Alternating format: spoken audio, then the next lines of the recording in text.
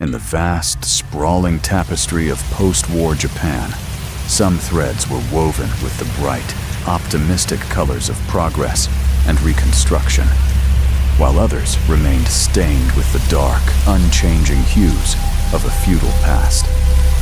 In a remote corner of the countryside, nestled between mist-shrouded mountains that cut it off from the modern world, lies the village of Oniyama.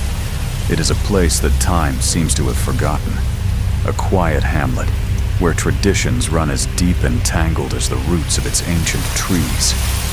It is a community where secrets are a form of currency, and grudges are passed down like heirlooms, festering in the dark, fertile soil of memory. 20 years ago, this village was violently, irrevocably scarred. A beautiful but notoriously promiscuous woman named Oniko was murdered.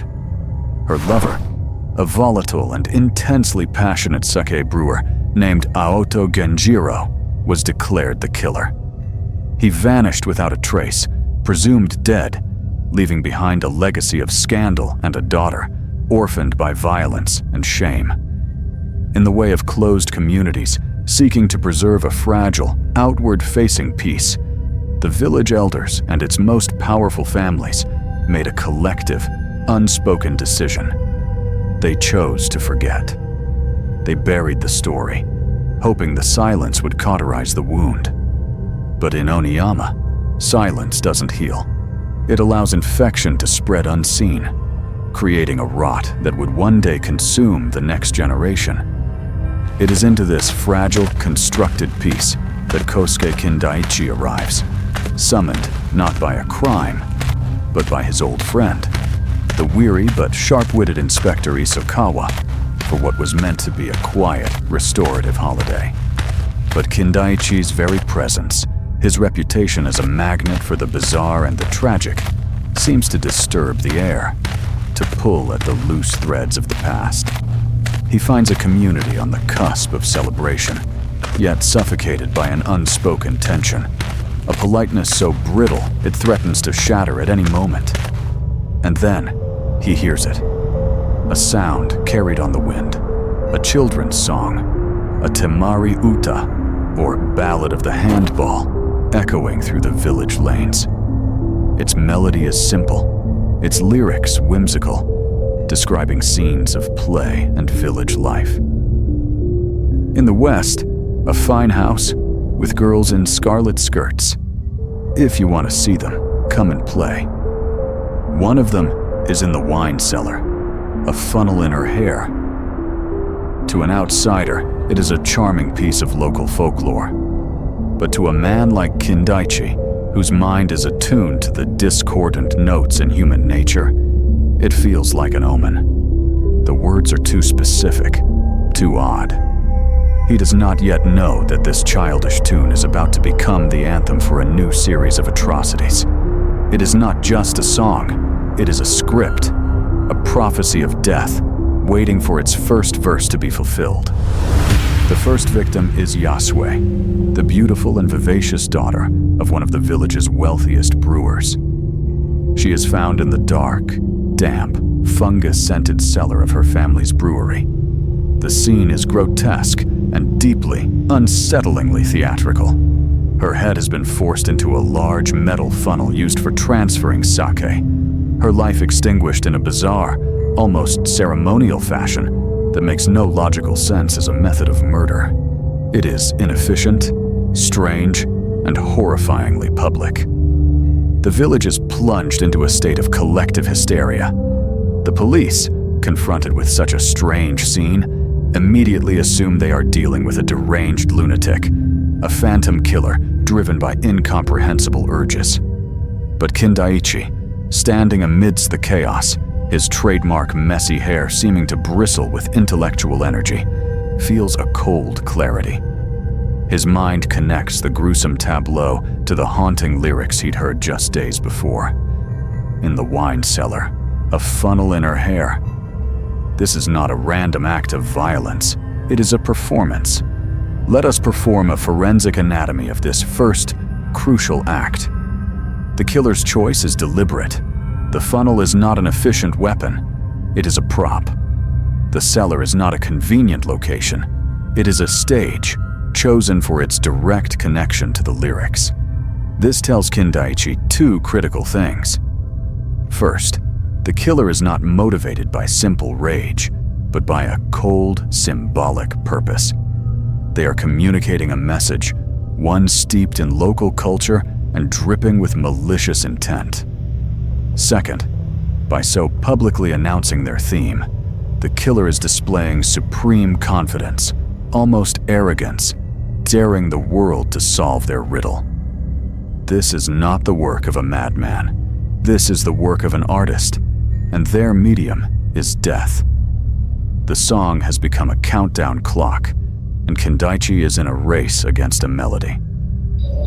The fear in Oniyama becomes a tangible thing, a fog of paranoia that clings to every house. The vibrant fabric of community life frays, replaced by locked doors and suspicious glances. The cheerful greetings of the morning are replaced by hushed whispers. The killer's theatricality has worked. They have turned every villager into a suspect and a potential victim. They don't have to wait long. The second victim, Fumiko, another of the village's prominent young women, vanishes. A frantic search ensues, but it is days before she is found. Her body is discovered at the bottom of an old, disused well, snagged by a grappling hook. She has been dressed in colorful ornaments, her body positioned just so, once again a perfect, horrifying tableau.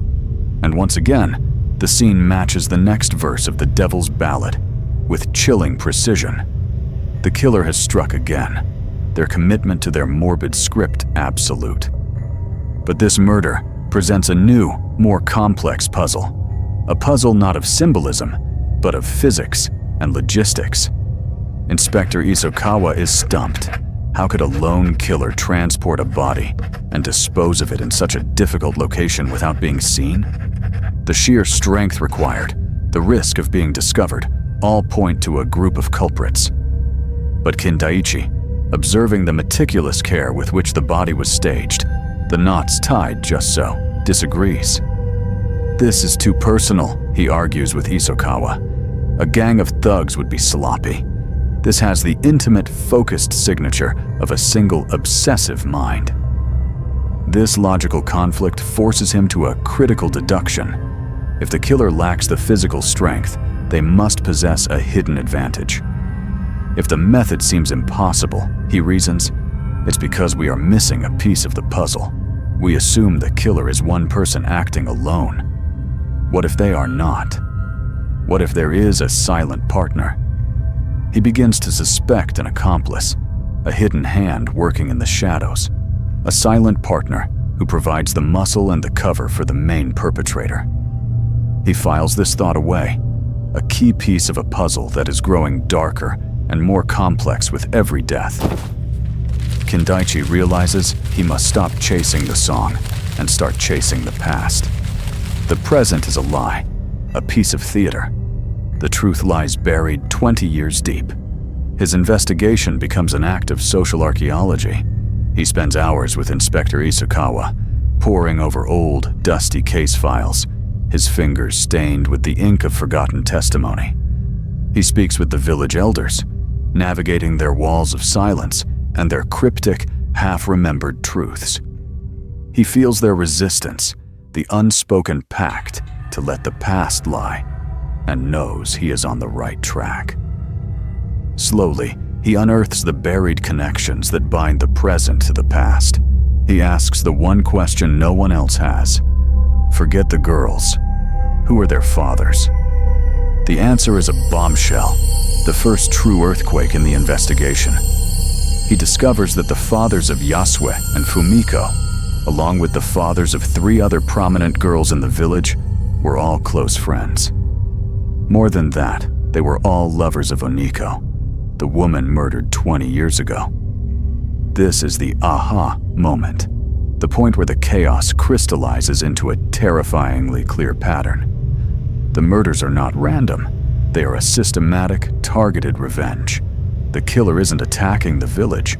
They are waging a hidden war against 5 specific families, punishing the sins of the fathers by taking the lives of their daughters. With this new understanding, Kindaichi's list of suspects narrows dramatically. His attention focuses on a quiet, beautiful, and seemingly harmless young woman named Aoto Rika. She is Oniko's orphaned daughter. She has the motive. But she also has a perfect alibi. For Kindaichi, a perfect alibi is often more suspicious than no alibi at all. It suggests careful planning. It now dovetails perfectly with his theory of an accomplice. While Rika was in public, her phantom partner was in the wine cellar.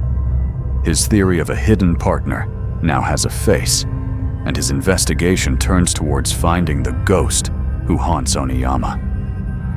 To understand the depth of this hatred, to comprehend why a woman would dedicate her life to such a horrifying revenge, we must journey back 2 decades, to a night when one crime of passion gave birth to another, more monstrous crime of greed. The first was a tragedy born of love twisted into obsession. Aoto Genjiro, the sake brewer, was a man consumed by an all-encompassing, almost suffocating love for Oniko. She, in turn, was a desperate woman, using her beauty to manipulate the men of the village for her own survival. When she threatened to leave Genjiro for another, his suffocating love curdled into rage. In a blind fit of jealousy, he strangled her. It was a spontaneous, desperate act that shattered his world. The second crime, which followed immediately after, was one of pure, calculated greed. Panicked and alone, Genjiro sought help from his 5 friends, the very men who would become the pillars of the community. He confessed his crime, and, to buy their silence and their help in burying the body, he revealed his secret. He possessed a large, illegal stash of opium, a king's ransom in post-war Japan. But as the 6 men stood over Oniko's grave, the intoxicating scent of that fortune proved too much. Their greed eclipsed their loyalty. They turned on Genjiro, a pack of jackals attacking a wounded lion. They brutally beat him, left him for dead, and stole the entire fortune. They built their respectable lives and their family fortunes on a foundation of betrayal and blood money, confident their secrets were buried forever. But they made 2 fatal mistakes. First, Genjiro did not die. He survived, horribly injured and disfigured, a man hollowed out by grief and fury. And second, they were not alone. Hidden in the shadows, a small child witnessed everything. She saw her father kill her mother, and then she saw her father's friends betray him and leave him to die. That child was Aoto Rika. Rika did not die, nor was she cast out. In an act of what seemed like mercy, but was in fact a form of social containment, she was adopted by a kind family and given a new name, her true identity a secret whispered only by the village elders who chose to look the other way. She grew into a picture of grace and quiet dignity. This was her greatest weapon. No one saw the vengeful spirit hiding behind the gentle smile. For 20 years, her life was a performance, a long, patient game of assimilation, while her heart hardened into a diamond of pure hatred. She was a ghost in plain sight, a curator of her own trauma, meticulously planning the day she would make the village pay. But she was not alone. Her father, Genjiro, had also become a ghost. He returned to Oniyama, disguised as a crippled, hunched old man, a pathetic figure everyone ignored. This too was a performance. In public, he was a broken relic. In private, he was the enforcer, the muscle behind Rika's plan, a phantom moving through the night to execute the brutal logistics of her revenge. He was the village's buried guilt, given flesh and a thirst for retribution. Together, father and daughter formed a perfect killing machine, their shared trauma binding them in an unholy pact. 2 ghosts working in concert to drag their tormentors into the grave. Kindaichi now holds all the pieces. He knows Rika is the architect, and her father, Genjiro, is the phantom accomplice. He knows they are following the song, and there is one verse left. One more girl to be killed to complete their revenge. He convenes a final meeting at the Kido Shrine, a public stage for a private horror. There, with Inspector Isakawa and the terrified families present, he lays out his deductions, piece by logical piece. He deconstructs the alibis, revealing them as a carefully coordinated dance between father and daughter. He explains the logistics of the murders, attributing the brute strength to the hidden Genjiro. He exposes the 20-year-old secret of the opium and the 5-way betrayal. Finally, with the weight of inescapable logic, he turns to Rika. The performance, he says, his voice quiet but firm, is over. She does not flinch. Her confession is cold, her voice filled with the righteous fury of 2 decades of stolen justice. She admits to everything, not as a criminal, but as a judge and executioner. She is proud of her work, a masterpiece of vengeance dedicated to her mother's memory, using the very song her mother taught her as its blueprint. But as she prepares for her final, triumphant act, Kindaichi reveals one last, devastating truth, a detail unearthed in the final hours of his investigation, a truth that even Genjiro had not told her. Kindaichi explains that Genjiro, after being left for dead, had a brief, desperate relationship with another woman before retreating fully into his ghostly existence. From that union, a child was born. That child grew up to be Katsura, the girl Rika was about to kill. The final target of her revenge was her own half-sister. The revelation hits Rika with the force of a physical blow. The entire purpose of her life, the black and white clarity of her crusade, collapses into a gray, meaningless tragedy. In her quest to avenge her family, she almost destroyed what little of it remained. The ultimate irony crushes her spirit, turning her righteous victory into an absolute, personal defeat. Faced with this unbearable truth, Rika makes her final move. She swallows the poison she had prepared, her life ending not in a blaze of glory, but in a quiet, heartbreaking whisper. Moments later, her father, Genjiro, emerging from the shadows to see his life's work undone, and his last connection to the world severed, takes his own life as well, kneeling beside his daughter. The ballad is over, a profound sorrow for a tragedy born from a love that had twisted into a perfect, unforgiving, and ultimately self-devouring hate.